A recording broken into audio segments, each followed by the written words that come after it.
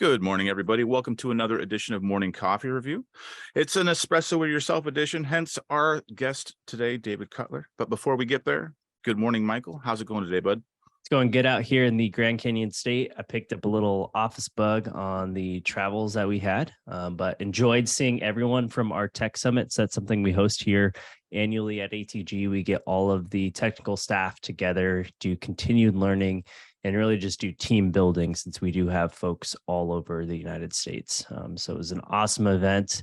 There were some awards, there was team bonding, and definitely some engaged training and learning. So excited. I got to see Mr. Artley. He was there for onboarding and learning more from the technical staff as well. So it was good. Yeah. How's it out there where you're at? It's windows open. It's 60 degrees and perfect this morning. Good old Minnesota summer is actually showing up and doing its thing. But how's things where you're at, David? No complaints. We had a pretty heavy line of storms come through last night and shook things up a little bit. But today it's a little overcast, but beautiful day nonetheless. Nice. I saw there was a bunch of storms headed out east. Good times. Well, as normal with our Espresso Yourself editions, we bring on a guest to talk about your journey into Bluebeam and how you got to where you're at and all that other stuff. And I know, David, you've been joining us here on MCR for a very, very long time, and we appreciate your attendance and chiming in and doing all that stuff. But let's talk more about you today. So what is it that you say you do here over there, wherever you are? So I'm currently a senior estimator and project manager with Benchmark Site Development, based out of the Philadelphia area, Philadelphia, Pennsylvania. We are a site contractor, and we do work anything from a single-family home, larger single-family homes, up to 300-400 lot subdivisions, shopping centers, basically anything that you need up to the foundation level. We're your go-to for that with between ourselves and our trade partners. That sounds quite busy. It's a good place to be. We are very busy. There's two of us that handle the estimating, and it's we're in a good spot. We're turning work away to bid, which is a good place to be able to be. So a lot of repeat customers, which is a very good place to be again. Yeah, I feel like a lot of folks in the industry that I'm learning more so now, it's really a lot of repeat business. Those folks that you've worked with over time keep coming back specifically to those. Yeah, as opposed to the public world where you live and die by your bid day price. Ours is a lot of relationships, a lot of long-standing relationships, and negotiating. The company's just celebrating 10 years. I've been here for 3, but I know the partners that own the business for going on 15 years or so now. Actually, probably closer to almost 20 years now. So that's awesome. I was talking with a different client a couple of weeks ago about repeat business, and they still do manual drafting in some cases because they have a client that they've been doing work with for 50 years, and that's fine. So sometimes that repeat business is pretty cool, but it can keep you from moving forward in technology. Yeah, it actually works out pretty well for us, because one of the things that we do a lot is there's a lot of iterations.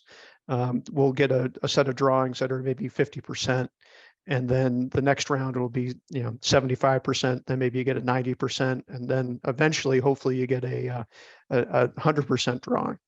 And I've found over the last 3 years, review has been very powerful for us for being able to make suggestions for value engineering, and also to be able to see the differences between those 50% plans and the 100% plans, and really help us tune up our takeoffs quickly to get those revised pricing turned around, and to be able to show people where the changes are. It sounds crazy, but if you move if you move every inlet 10 feet and there's 10 of them, all of a sudden you have another 100 foot of pipe, and that adds up over time. Absolutely. So you mentioned, you mentioned value engineering, and that's something that we don't talk about probably enough. What does that mean to you in your workflows? So for us, a lot of times, or the way I look at it, when I'm looking through a set of drawings and getting to know the job and such, It's as much as a takeoff, it's a constructability review. Mhm. So I'm always looking for ways that, maybe we can figure out a way to shorten a pipe run, or, if the designer has piped something all the way around the backside of the building and then it's coming back over to the corner over here, well, why not just go this direction?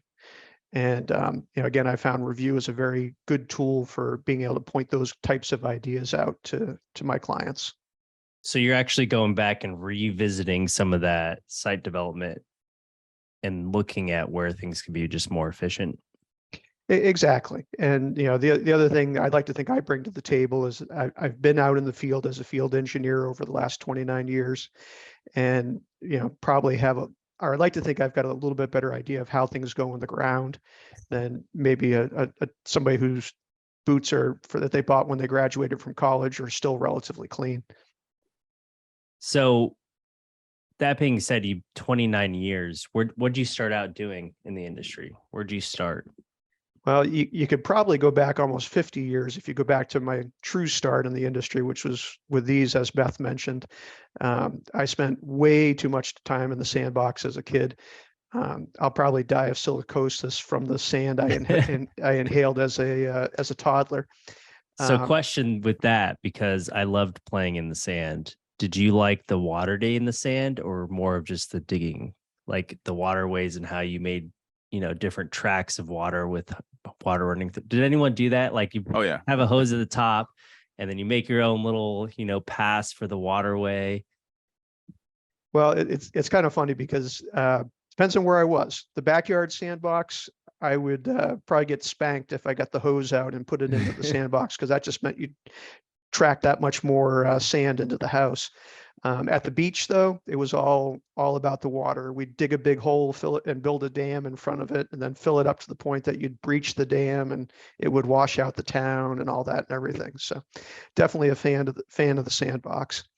And but as crazy as it sounds, my one of my best friends, who's a civil engineer as I am, Ted Bulger, he and I would actually put storm sewer, or probably more like sanitary sewer, in the sandbox using butter cups and drinking straws.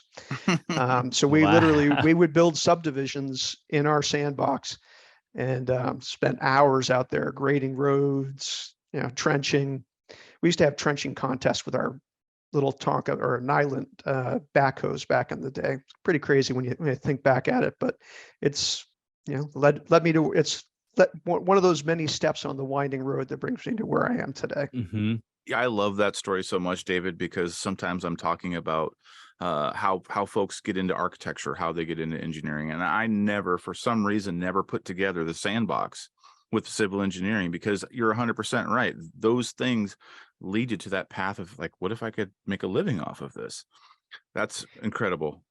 Oh yeah. And, I also like to tell people that I learned how to read by paging through the pages of New England Construction, which was one of the trade magazines back in the day that my dad would bring home. And I've always been fascinated with heavy equipment and such. I still dabble a little bit plowing snow. And if I'm very involved with the Boy Scouts, and we have a property, and sometimes I'll get equipment brought in from work to help out on the property. So I get to pull levers every once in a while, in addition to being a keyboard warrior most of the time. That's pretty Keyboard cool. warrior. I love that. Yeah, that's one of the things I remember. So we out here in the Grand Canyon State, we don't really have much, ocean and lakes and all that. But we used to do it where I remember back in preschool, we'd have like every quarter or something water day, and it'd start in the top of the sandbox where the jungle gym is. We'd have a hose and everyone just make their own little path. That's what we had. That's yeah. awesome. Never And did then that in my school. yeah, it was pretty cool. I guess what you have to do when you don't have a bunch of, ocean or water reservoirs near us. The thing, I didn't get too much into the trucks and the backhoes and all those. The one thing that I did do more of was, there was one, like, I don't know how to explain, like a jungle gym thing that was just a backhoe arm that you would dig. Mm-hmm. That's all I would use. The big digger. Yeah. Yeah, we never had one of those. I actually have one in my backyard now. My kids are in their late teens, but yeah, it was fun to have around. And I'm figuring I'm going to restore it so that if I'm blessed with grandkids at some point or other, I can break them into it, or I can show them how to use it. Maybe. Yeah. Yeah. Just make an adult size one. It'd be great. Yeah. It'd probably sell really, really well, at least with Oh, our they crowd. they still continue to sell the things now. It's actually I think Aaron Witt over on at Buildwood had posted a picture about it, or one of their team, and or no, I think that was another contractor had posted it, and I made the comment that they needed to set him up with a fleet of the off-highway Tonkas. He'd be the mass excavation contractor in the neighborhood for sandbox moving and such. That'd be cool. So like I said, I started off in the sandbox. When my uncle would tell you, he hired me for my first project, regrading part of his dirt driveway. That was my break into the contracting world. And eventually ended up working for one of my dad's cousins while I was in high school, again, starting off with plowing snow. Worked on putting in septic systems. I painted a bulldozer one summer, scraped snow plows, anything to be around the business.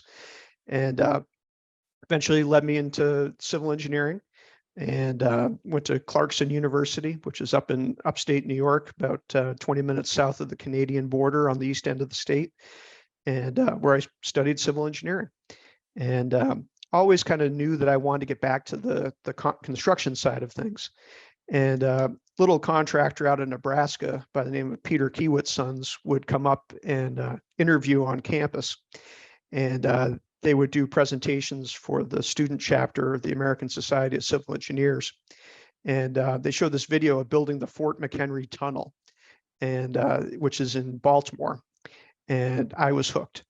I wanted to do those kinds of mega projects. Another company that was actually based out of from Framingham, Massachusetts, by the name of Perini, would also come up. And there was a vice president that made a big impression on me, a gentleman by the name of Bill Womack. And he talked about when he retired, he wanted to go around the country and be able to walk up and put his hand on all the different projects that he either had worked directly on or his people had worked on. And that sounded pretty cool.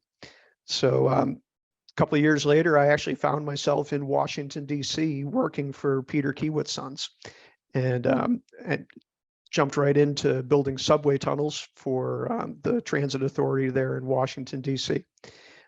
Worked on 3 different projects there, ended up getting transferred out to Nevada, where we put a hole in the bottom of Lake Mead to be able to pull drinking water out of it for Las Vegas, which, in case anybody forgot, Lake Mead used to have more water in it.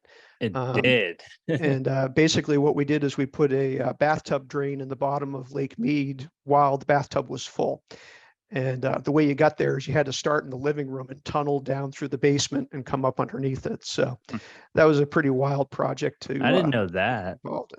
Yeah, we built what was called intake number 2.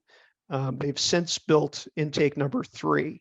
Which is in an even deeper section of the lake, but still a pretty wild project to be involved in there. So there's some pretty good YouTube videos about intake number 3. So that's cool. I have to look that up. Yeah.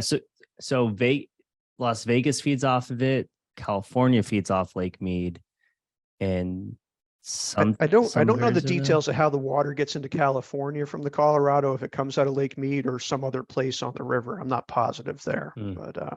Yeah, that project, not only do we put another hole in the bottom of the lake, we actually tunneled through one of the mountains to get from the lake side of things over into the valley side. There's a pretty good mountain range there between Vegas, the flats of Vegas, and then where Lake Mead is. So everything has to get pumped over through that mountainside.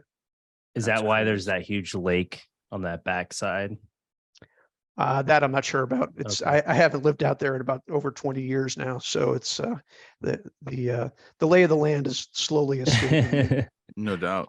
But didn't one of those intakes, was it intake number 1 that got exposed with the water level going down? Yeah. So when I was there, we were building intake number 2. The Southern Nevada Water Authority already had intake number 1. And I think what you're speaking to, Jason, that as the lake level came down, you could actually see the elbow. And the civil engineers came up, I think, a pretty good idea. They actually extended put like a snout on it to get it down into the water for a longer period of time. But then there's another, I think it was the Lake Las Vegas Water Company, or I forget the name now. They actually had a bridge that stuck out over the lake with pumps that hung down, and I would imagine that's high and dry by now for sure. So, It's just wild. so yeah, I went all over the country. I went back and forth across the country doing this tunneling gig. Eventually ended up with the same company out in Ohio doing a design build fiber optics project. We were part of a 16,000 mile cross country backbone build for a company by the name of Level 3 Communications. So I can say I basically walked from Pittsburgh to Detroit along the railroad, trying to figure out it was a design build job. So I got to see where, or help determine where everything was actually going to be built along the railroad through there. So that was pretty wild. And then we ended up getting transferred out to Ocean City, New Jersey to build a bridge. And I had gotten married while I was in Ohio. So my wife and I came out to New Jersey and built a bridge. And while we were there, our oldest was born. And we decided it was time to stop moving. So we ended up here in the Philadelphia area. Went to work for one of my previous subcontractors, and dabbled in the power industry there, water, gas, and electric. Eventually ended up joining a heavy civil contractor in the area, and spent about 8 years with them, and then went to another contractor. Then I jumped to the dark side and went to work for a construction management or an engineering firm as part of their construction management group. Ran that for about 5 years, and then So the dark side being the construction part, is that what you're saying? well, when you're on the construction side, the dark side is the consultants, and then once I was at the consultants, now the construction side is the dark side. So now I'm back to the dark side. And I had breakfast with a buddy, and he asked me what I thought of headhunters, and I said, well, I know they're expensive. What are you looking for? And he said, I need an estimator. And I said, well, you could hire a headhunter and pay them, or you could just hire me. And about 6 weeks later, I started here. So there you go. Yeah, I had used Review some in the consulting world. I did some constructability review work there, so some markup. And even with one of my previous employers, I did some takeoff using it. Very minimal though. Had dabbled with that other product that starts with A, and doing some takeoff there, but it really wasn't it wasn't evolved to the point that we are with Review now. Mm-hmm. So over the last 3 years, I've really gotten into it, and I got involved with one of the Bluebeam user groups, and that's where I was actually first introduced to Troy DeGrout and U Chapter 2. Consider him a good friend in the industry, and have learned a lot from him and Doug and Vince through, and a number of other folks through the brainery over there. And loyal MCR person also. I think I've been here since episode 1. Yes. Yep. And have really enjoyed learning from the community and trying to help people troubleshoot ideas and figure out how they can be more efficient, because it helps me in the process. I learn how to do better things here. So.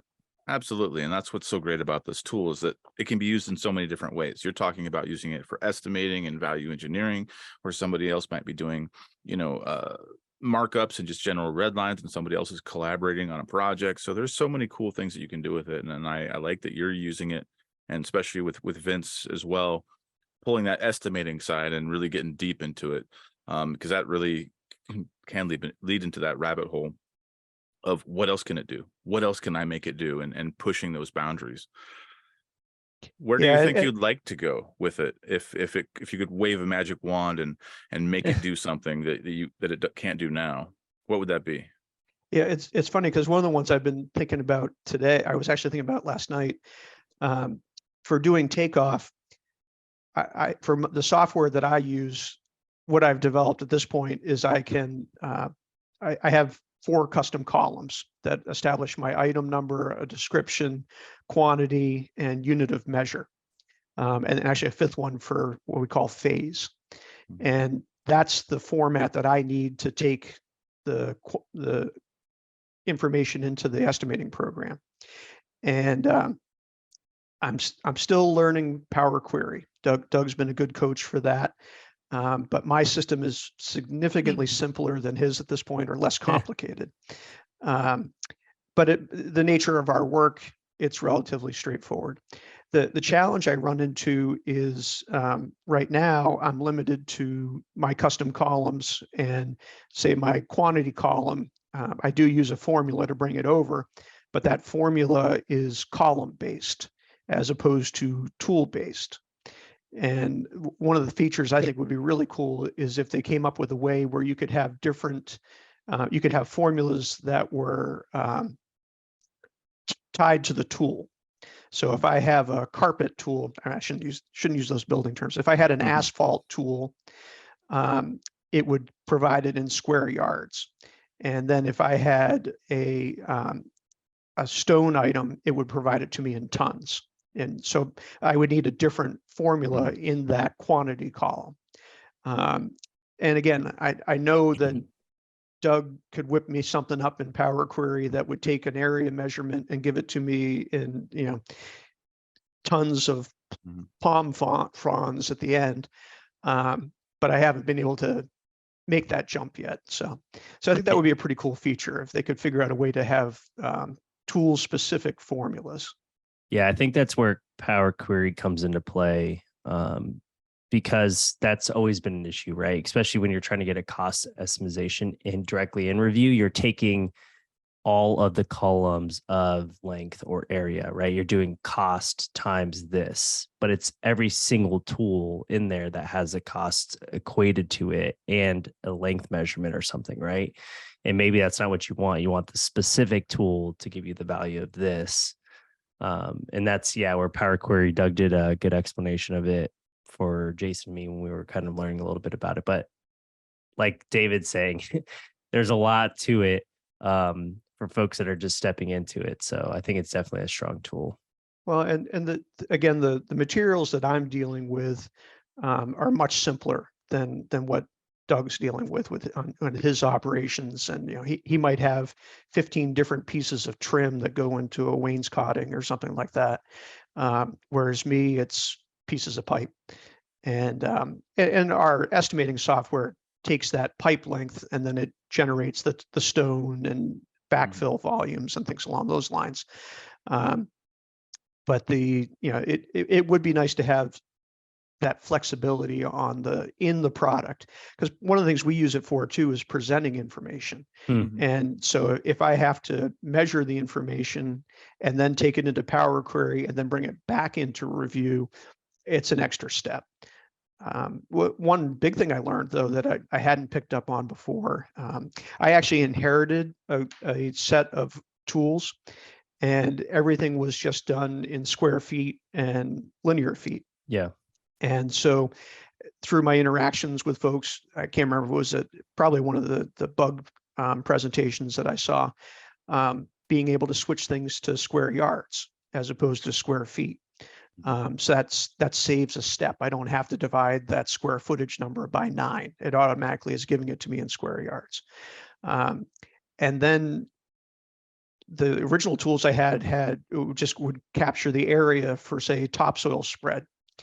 But it was going to give you square feet. So then you'd have to sit there and put in 6 inches and then divide by 27 to get cubic yards. Well, by switching them over to volume tools and setting that output unit to cubic yards, I was able to take 3 more steps where I could fat finger my calculator and make a mistake and cut down on those errors. So what's interesting, and I'm still working on them, the other estimator, who happens to be the president of the company, does use Revu for his takeoff, but he writes everything down on a yellow pad. And then he goes and selects his item in the estimating software, and then he keys in his quantity, and it works for him. He's done very well. He's won us a lot of work that way. But to be able to, take the data, export it, do the washing, as Doug says, and then being able to import it into the estimating software, for me, is part of the fun of it, and part of the challenge. and I'm still working some of the kinks out. I had a And bust last week where I had 10,000 square feet, and it should have been, or say I had 9,000 square yards, and it should have been square feet, that I should have been 1,000 square yards. So yeah, and that's one thing about being able to use Power Query, is removing that human error, like legibility on that pad or misclicking. It's strictly data that you're moving around, right? right. From one source to the next.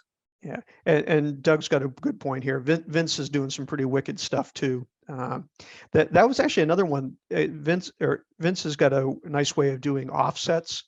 Um, Yeah, he and posted a video on it. yeah, it's a very slick way of doing it. That's actually another feature I'd like to see added, is if you could take a poly length and then establish a width with it to get an area measurement. I think that could be pretty slick, because then you'd only have to say, you could run down the center line of a road and then establish a width of, say, 23 feet or something along those lines, and get an area. And you could cut your clicks in half, because you're only having to run down the center line as opposed to having to run down both curb lines. And that's another one where, for example, sometimes we'll do milled asphalt joints where we have to go along and mill a 2-foot wide strip on a joint where we're, say, adding to a parking lot. So right now I measure the length of it, and then I get my calculator out and do 2 feet, and then have to, make that calculation. Having that tool-based formulas, I could potentially work something like that in. So, and I'm sure, like I said, Vince and Doug are probably back at their computers saying, so why don't you just do this?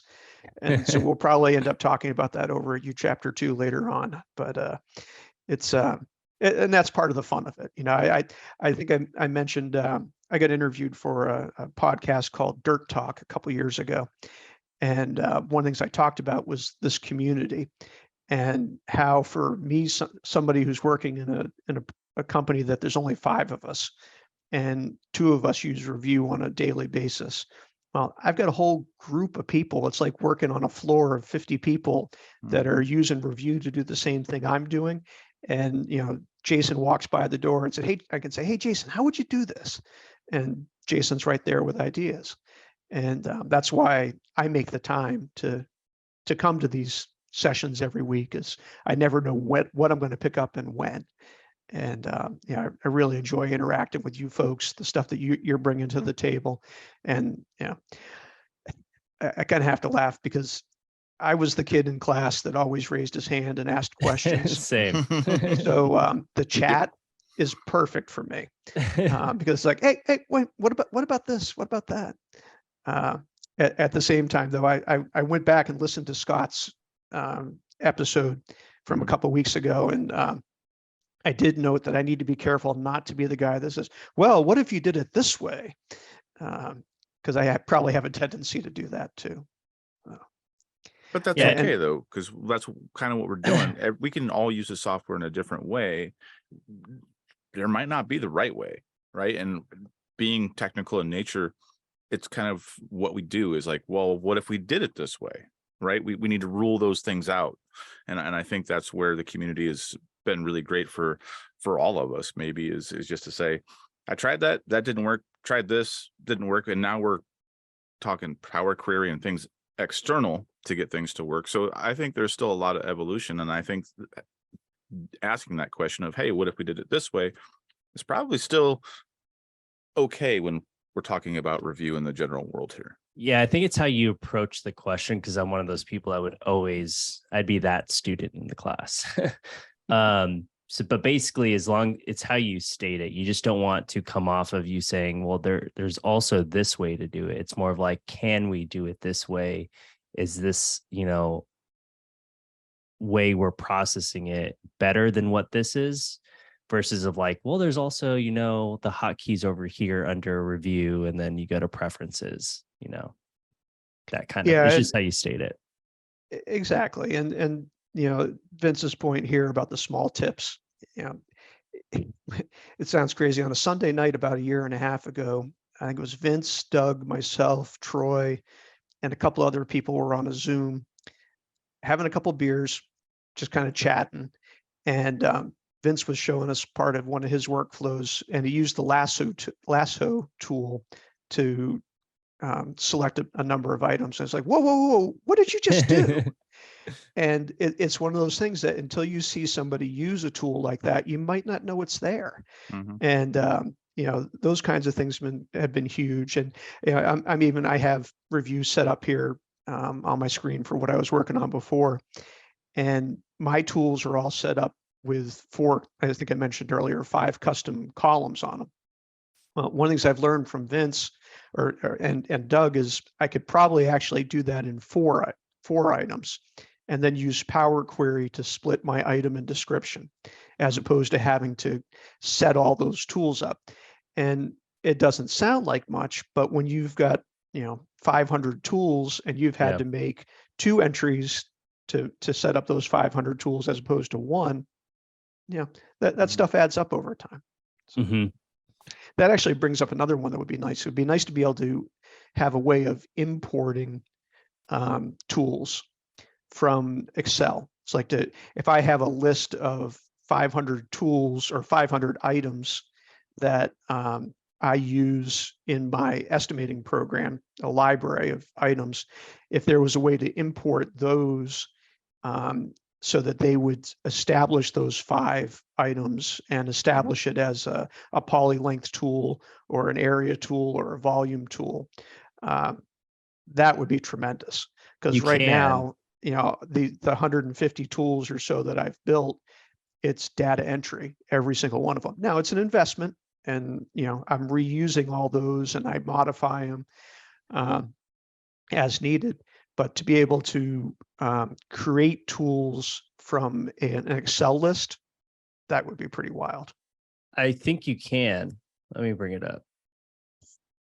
I'll make a measurement and see. And I think it's specific. Yeah, I think it's specific to those types. So hold on, let me check. Doug's saying they have to be text-based. I think I know where you're going with this, Michael, but I'm curious to see if it truly is possible. Yeah. Let me just check. This is where Scott would say, well, I'll have to get back to you on that. Well, yeah, you guys keep talking. I'll do this while you two are having a conversation. So let me check this out. But it's kind of funny though, because I was really chuckling as you folks were talking to Emily a couple of weeks ago, because my roots, as much as they start at the sandbox, getting more technical, it started with a little program called Logo. And more recently, I think the latest versions of it's called Turtle, I think, or something along those lines.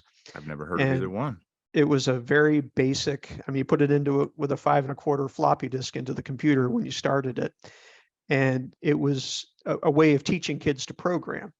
So you would, go forward 10, right turn 90, forward 10, right turn 90. You could write sequences and you'd draw a box or something along those lines. Well, another kid and I got a hold of a book on, advanced Logo. This is back before they had, Logo for Dummies or something along those lines. And so we figured out how to do, you'd right turn 1 degree and go forward, right turn 1 degree. And then we figured out how to do a repeat 360 times. So you'd get a circle or something along those lines. And that was back in probably 5th and 6th grade. And then eventually that grew into AutoCAD or drafting class and the hand lettering and block caps, which I still, my notes are still all in caps because that's what I learned. It was before it was yelling. It was okay. Exactly. just like Emily said. And that hand drafting, and then that led into AutoCAD. I want to say it was 9. We had 1 computer in the drafting room that was set up with it. And I used to try to draw streets, not having any idea of how to do things in scale and stuff like that. They really, the teacher was new to it too. So we were all just, learning it at the same time. But then that evolved into eventually Google SketchUp, which is now Trimble SketchUp. And but even before that, we would actually take screenshots out of that program that starts with an A, and paste them into Excel, and then stretch them to establish a scale, and then use the drawing tools in Excel to mark up drawings there. Not so much for takeoff, but for highlighting, to put things up on the wall and such. It was so much more efficient, because if you screwed something up, you could just undo it, as opposed to having to plot another drawing and then get the highlighters out and trace everything over again and such. So yeah, the days of actually using paper, we were talking about that from a business perspective of sustainability, right? And the ability to use Review to cut those costs down and be more sustainable. And how Review is just one of those tools that you can implement in your firm from a sustainability standpoint, right? Because coming back to that full circle of plotting paper, highlighting, and all of the items that come along with that. yeah, I'm probably a little bit old fashioned with some of that kind of stuff. I held up, I actually print my own paper, as crazy as it sounds. And with the name of this one happens to be my Bluebeam set, whatnot, because I like writing things down, and I like to be able to go back and page through them. And, I could probably do it electronically. But I'm a little bit analog sometimes with my notes and such. I don't print many plans out, though. I do most of that electronically. So I live by my tablet, but I do. David just put in the chat the remarkable tablet. My boss has one, and every time I look at it, I'm like, okay, that's pretty cool. When they come down in price a little bit, maybe. Yeah, I They're mean, I expensive. started using OneNote since we're so implemented in Teams, and keeping OneNote tied to Outlook too for tasks. You can do that, so it's tied more to what you're doing. The only issue with that is people look at me weird when I'm like typing as they're having conversations with me, and I'm looking at my screen, the other one. So, but I did look in. Doug was right. It is punch key import only. It is not measurement. So for punch key import for the text data, you can do that, but you can't do measurements like you were asking for, David. Yeah, it'll get there eventually. But seeing a couple of the notes in the chat there, the other thing I've thought about trying, and actually one of my right hand man when I was working for the engineering firm doing the construction management stuff, was very emphatic that people needed to write notes on a piece of paper, because he said there was something about putting the connection between your pen and your brain that you remember it better. And that always stuck with me. So we took a lot of paper notes, and it was easier to be engaged in a meeting when you weren't looking at a screen or trying to make sure your fingers were in the right spot. That you could take better notes just with a pen and paper. So I will say that's somewhat true, because when I first started here, when I was learning a lot of the tools and watching the YouTube videos, the only way I would retain it was writing it down. I have like 10 notebooks that I used that I never looked back at them, but I knew if I was writing it down as it was being spoken to me, I would remember it. Right. I think that especially as these tablets and things get more advanced as well, like you could be writing in OneNote on an iPad, but you're going to get a notification, email, text, Candy Crush, whatever it is. There's always distractions there. Whereas paper, you just got, your art projects on the corner that can distract you. and I even made a point of putting my phone in my bag, so it wouldn't be pinging, and wouldn't, the kids are texting or, whatnot. And, again, if I'm in a meeting and I don't have all that other stuff popping up, it definitely helps. So no doubt. The other part of my journey, I would be remiss if I didn't mention, I was very involved with the American Society of Civil Engineers on campus as a youth or as a student. And then even when I graduated, I got involved with the younger member forum, specifically in Washington, D.C., and had the opportunity to travel to a conference in Philadelphia back in the late 90s, when I happened to meet a young lady that was involved in the Baltimore chapter of the American Society of Civil Engineers. And somehow or other, I got the guts up to ask her out, since we really didn't live that far apart. And we've now been married for 23 years. So thank you, Jill, for saying yes. And so my wife actually actively works for a civil engineering firm here in the Philadelphia area on the municipal side of things. So she does a lot of plan reviews for code compliance and things along those lines. Unfortunately, I haven't got her company to switched over from that other product for their PDF stuff. But I look at the stuff they do and it's like, oh, that'd be so much better in review. So I've done a lot of training for municipalities, and I know Troy does too as well, because they're starting to finally transition and use like intergov with submittals for review. So they'll use a studio session with the intergov and use Prime to integrate it. But I know a lot of them are, so it takes us 10 years to adopt technology. I feel like from the government perspective, right, it takes even longer. I wouldn't say double, but maybe so compared to what we take.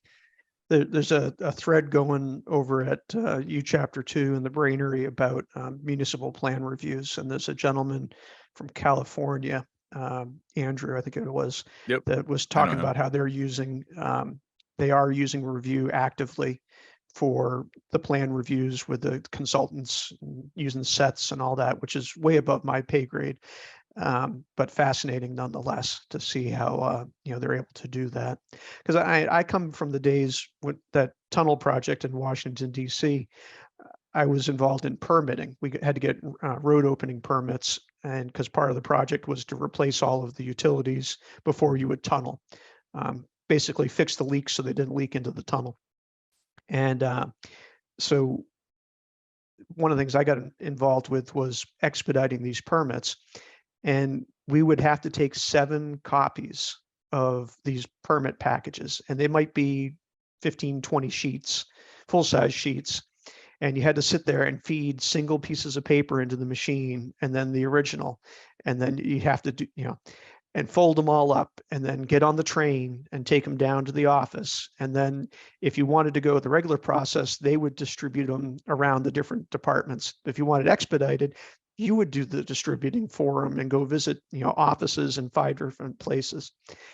And to be able to do that all now electronically, it's just absolutely amazing. Definitely. I mean, what a huge shift that we've seen in just, the past 20 years. Yeah. And I know California, they mandate most municipalities, I don't know if it's all, for submittals to be done with using review. There's one more state, I think, too, that does it. But I know California for sure does require it as well. And that's why you're seeing that initiative from most folks out there. And then that's a ripple effect of all the design teams having to have it as well. Yep. Which is a wonderful thing. We sometimes we take for granted, seeing Bruce comment there about being a paper guy, and David's comment about some municipalities still wanting paper, is that, to a certain extent, the people that come to an event like this, I hesitate to call myself a super user. I think I'm an intermediate user. So the idea of going to sets and, sharing things electronically and everything, it's not a stretch for us. But if you have someone who's been doing it for 30 years and that's the way they learned it on paper, it's a stretch to go to the technology and take those plunges. That's why I cling to my paper here. Because my big fear with the tablet is I write a whole bunch of notes and then I drag my hand across it the wrong way and then it wipes the page clean or something along those lines. So. Yeah, it's the fear of change that we're all, as humans, we tend to fear change, and that just comes to that knee-jerk reaction. And sometimes we end up embracing it and it's amazing. And then sometimes that fear leads us to not embrace it, and maybe for the better. Right. So. Yeah. Well, and, even one of our owners, he has a 48-inch monitor in his office so that he can put a plan up and look at it full size. He's even been known to hold the scale up against the TV. So he's kind of there, but yeah, but he doesn't do it every day. He's more comfortable sitting in the machine pulling levers than he is at a keyboard. But that's why, we make a good team, because I can work the computer side of things and he can work the lever side of things. So, Yeah, it's all about balance, right? exactly. We all bring different things to the sandbox. Yeah. Oh, That was good. Wow. You should trademark that one. Well, hey, I'd be lying to you if I didn't say that one of my scholarship essays wasn't that the world is now my sandbox and my Tonka trucks are much bigger. Absolutely. Have you played That's- with one of those augmented reality sandboxes where it projects the topo contours on top? No, I've seen them online, but I haven't come across one of those yet. The one I'm waiting for is the opportunity to run the excavator in Cat's proving ground remotely. They have those kinds of setups now. Where Really? I've seen some stuff at like Con Expo, or it was at Bauma, big equipment show over in Germany last year.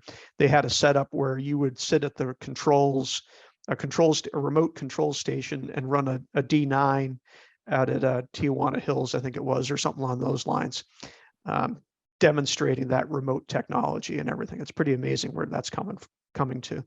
Well, that would Yeah, make sense. Then they don't have to have people there on site. The experience comes from all over the world. That's obviously going to shrink that job market, though. However, but I guess what would be the benefit of that would be, well, the industry in general is struggling to find people.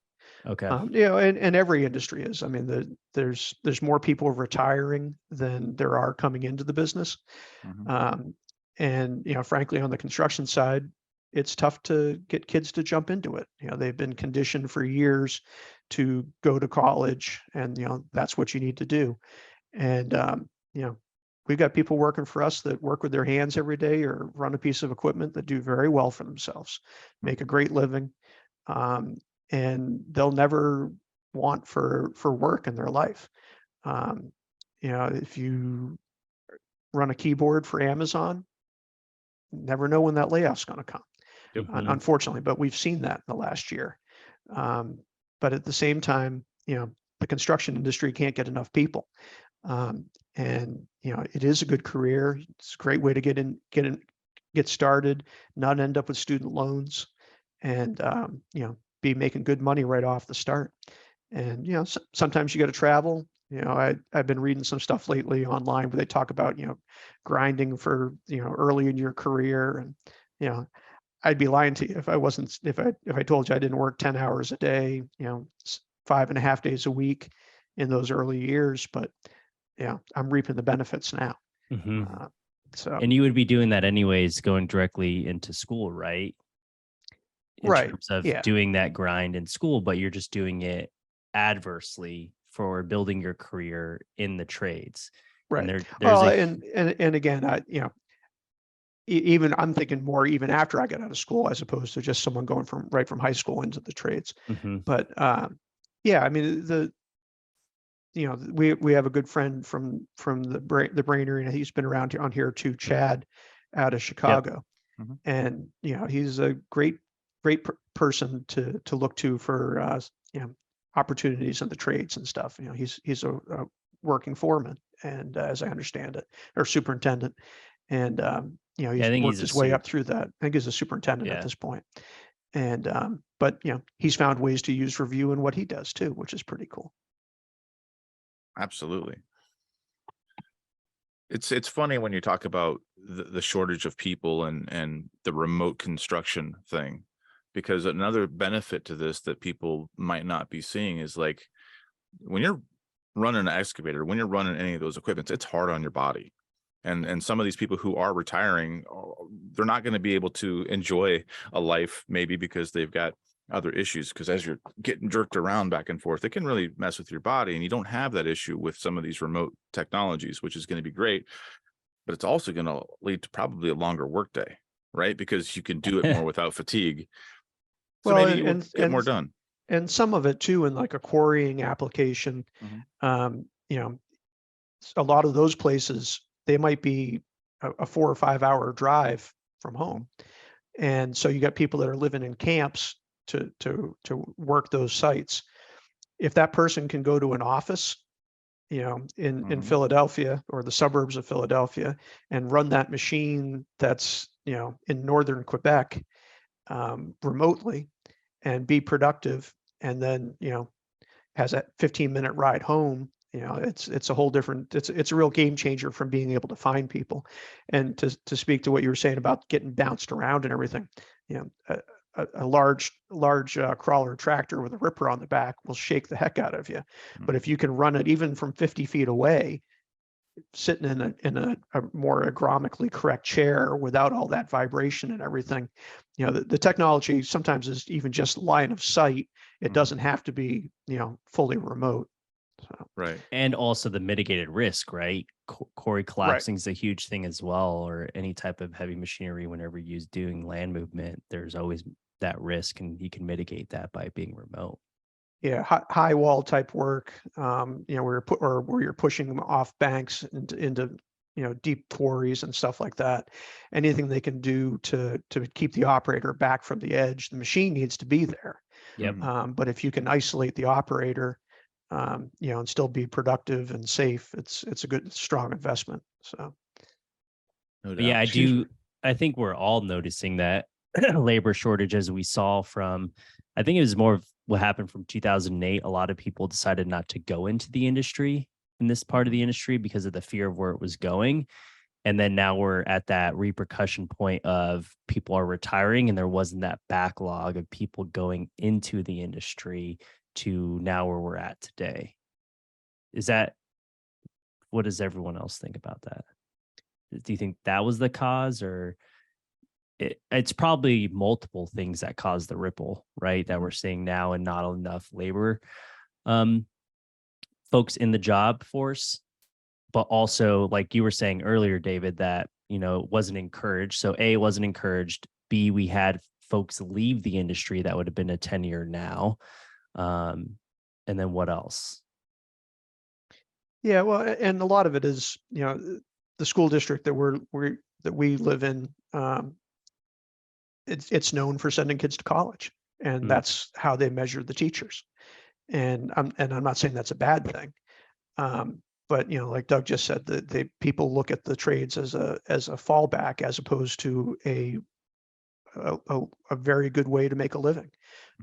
We have a gentleman that lives across the street from us. His dad was a plumber. He's a plumber, and I don't see his books, but from the lifestyle that they're living and everything, he seems to be doing all right. I have another friend from Scouts.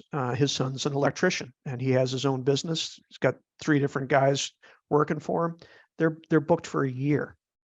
Yeah. You can't call him and say, "Hey, can you come fix the light switch?" Because he won't get to you. Another young man from my son's class, graduated with my son, is going through a plumbing apprentice, and again, he's going to do very well for himself. And comp sci grad, there have been hiccups in that industry. Oh, yeah. But you still got to flush a toilet every day, and you want water when you turn the tap, and you want roads that are drivable. It's all good, positive stuff there. And also think about the Tonka truck. You don't see them on the shelves as much as we did before, right? Oh, don't get me started on what they've done to that brand. If you notice the ones up here, these aren't ones that I had as a kid. I had similar ones. Mine are worn out and have probably been recycled into something else. But the loader especially has the steel bucket on it, which probably somebody decided either it was too expensive or too many kids were pinching their fingers. I still have all my fingers. I learned to keep my fingers out of things. But when they went to a plastic bucket, it just it wasn't the same. And they don't build them like they used to. No, but I think that may have had an effect. Now that I've connected the dots between playing in the sandbox and getting into these trades, I think there absolutely is that correlation, and you're living proof of that. Yeah, the other part of it was Legos for me. I was a Lego maniac. So if it was raining and I couldn't be out in the sandbox, I was in with my Legos scattered all over the living room floor. which my son has gotten into the Lego thing. He actually is quite the Lego maniac. So Yeah, I'm excited that the revitalization of Legos finally came back, and it was definitely introduced, I feel, more so because of COVID. Folks coming back into that hobby. I came back into the hobby as well. And it's definitely one of those things I think that, gets folks engaged and thinking outside the box, especially if they're not looking just at the directions and they're free forming it as well.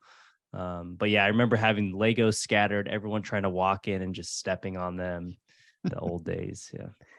well, and what's funny is there is actually a Lego back here. We have the Lego Volvo Oh, dump truck, off highway truck there. My son actually bought that for me.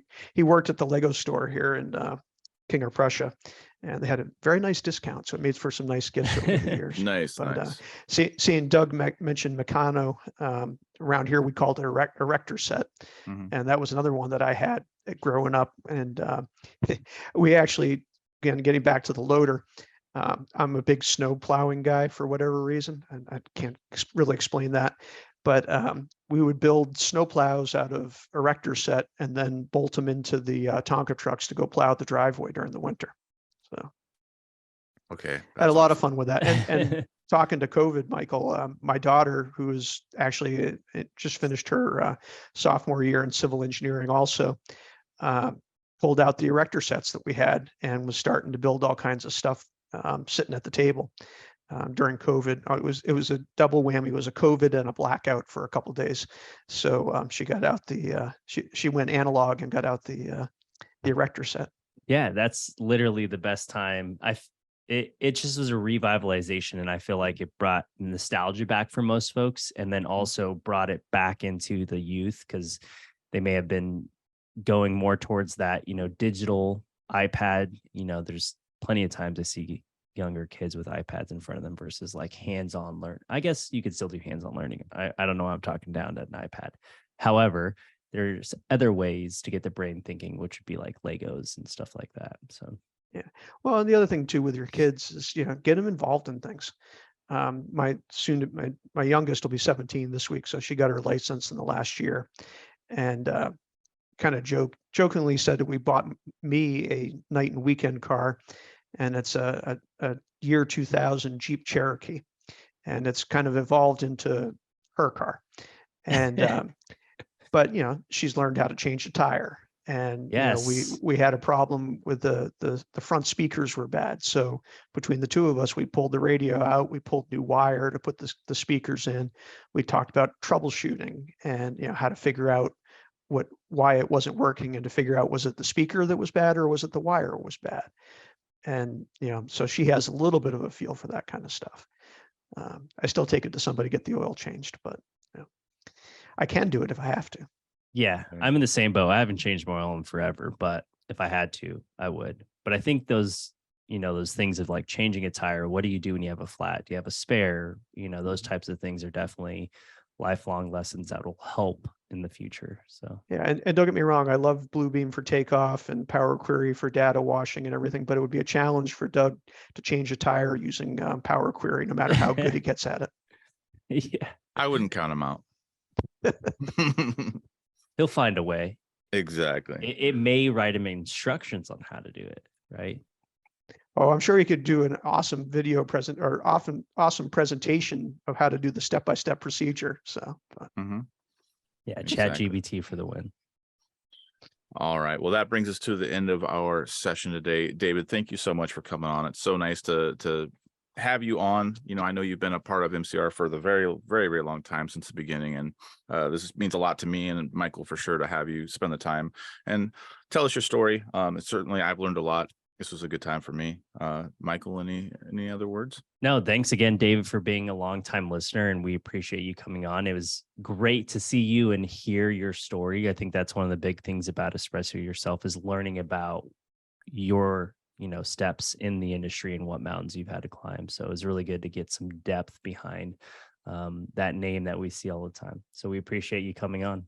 I appreciate the opportunity. I appreciate the honor of being the first non-techie person to have their opportunity here. So thank you for that opportunity. Of Certainly. course.